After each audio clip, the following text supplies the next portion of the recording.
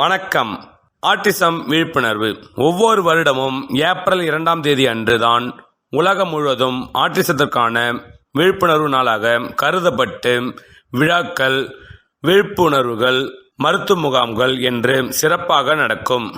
Dyslexia போன்று ஆட்டிசமும் ஒரு குறைபாடுதானே தவிர இது ஒரு நோய் அல்ல. இந்தியாவில் மட்டும் சுமார் 125 குழந்தைகளில் ஒரு குழந்தை ஆட்டிசம் குறைபாட்டால் பாதிக்கப்படுகின்றனர்.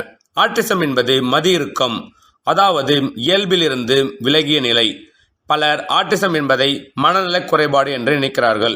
அது முற்றிலும் தவறு. இவர்களும் சாதாரண குழந்தைகள் போன்றவர்கள்தான். ஆட்டிச குழந்தைகளை கண்டறியும் 3 அறிகுறிகள்.